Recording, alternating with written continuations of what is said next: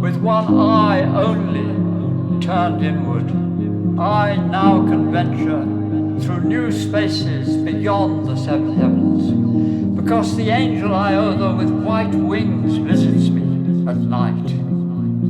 That angel Iotha brings me an eye, that one singular eye turned inward, that injured eye.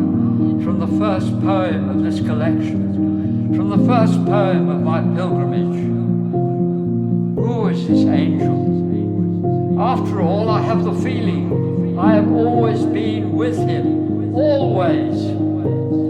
With one eye only turned inward, I now see better where I am. The fanfare has passed, my heydays evaporated, my slump's gone too. I no longer need any fixed ideas, any fixed religion, any fixed worldview. Today, in my own heart, I rest. Today, I finally begin to understand that the angel Iotha is none other than myself.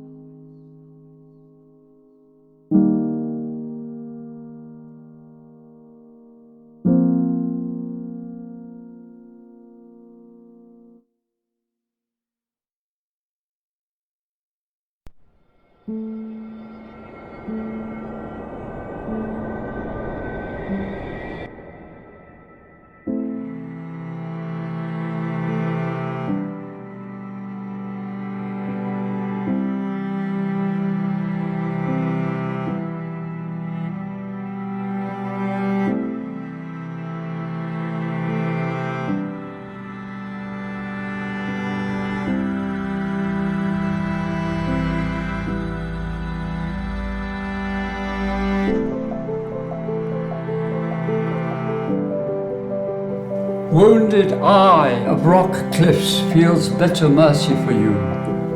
Run to father, that time many, many years ago. Mother far away practicing violin.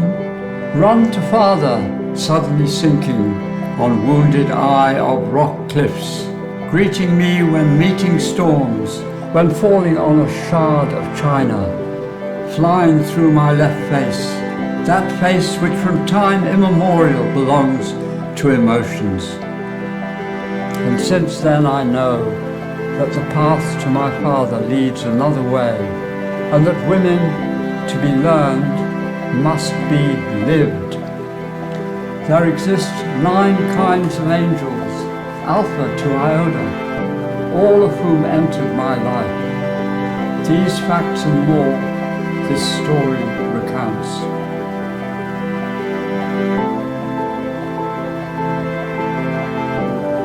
A word alone is enough to awaken, but why is it not here? When you were born, everyone was silent, hidden behind cliches. When you were born, people were mute, people were alone. Trees were shouting, stars were shouting, mountains were shouting, but from trains, from TVs and from radios resounded only bursting atmospheric waves. When you were growing up, you were waiting for someone to cry out, but everyone was silent. You ran out into the landscape and listened to the trees. You tilted your ear to the rustling of anthills. You asked the roots to narrate to you, but did not understand them. But today, on the face of stars, the time has come. Eyes want to open, and a word alone wants to speak out.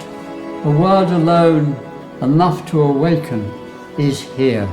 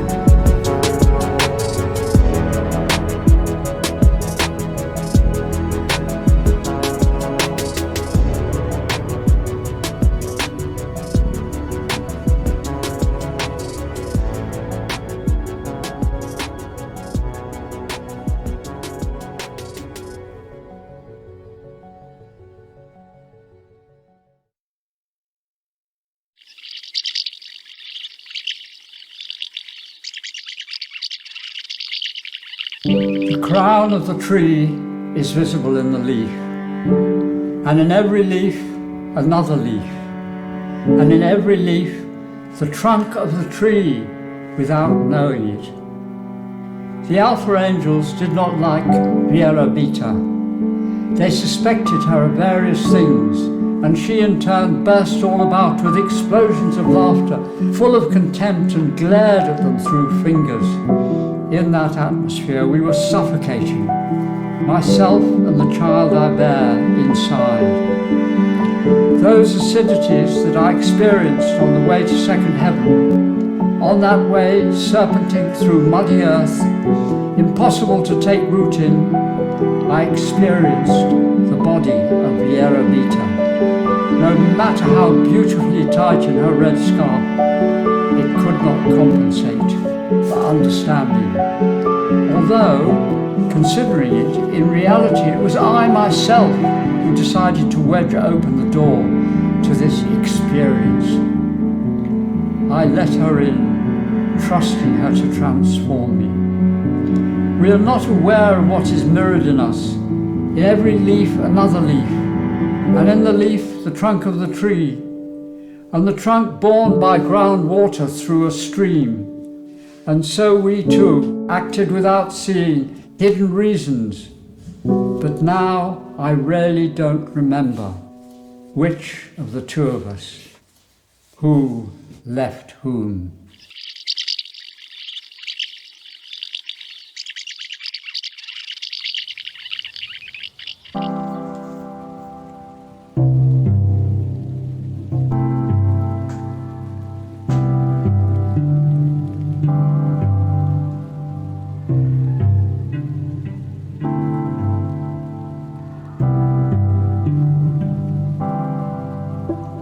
A word alone is enough to awaken. Why try to elude knowledge?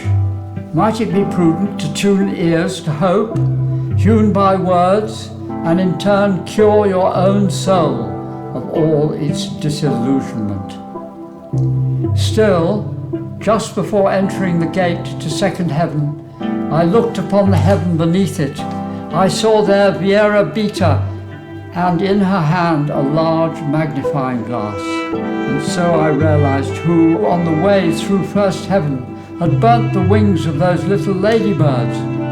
That matter to which I was blind, for I simply did not want to see. But today, on the face of stars, the time fulfilled, eyes opened, and a word spoken, able to cure the souls of all wounded creatures.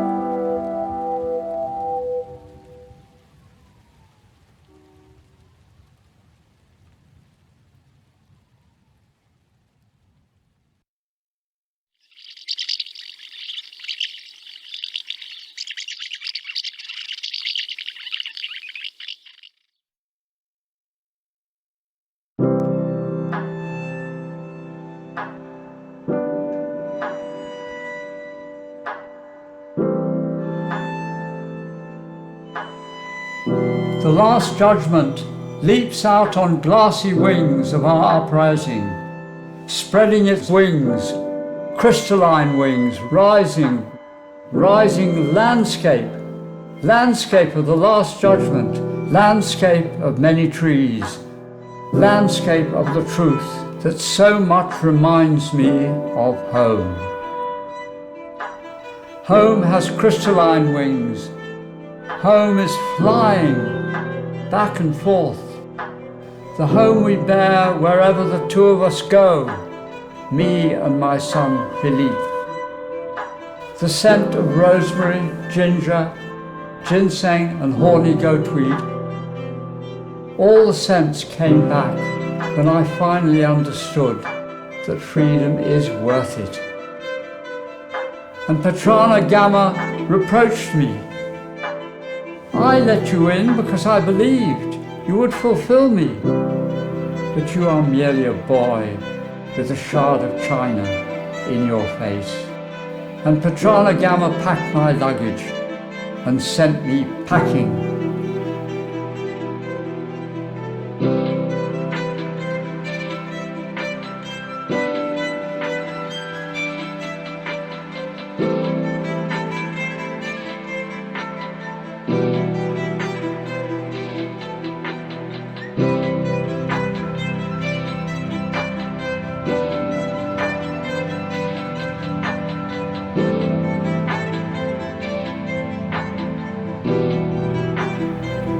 A word alone is enough to awaken, or at least it could be so. But there are moments when it really isn't. Moments when words get loaded with fog. Sometimes they even lead us to the edge of cliffs, to cliffs that prevent us from clearly seeing our horizons.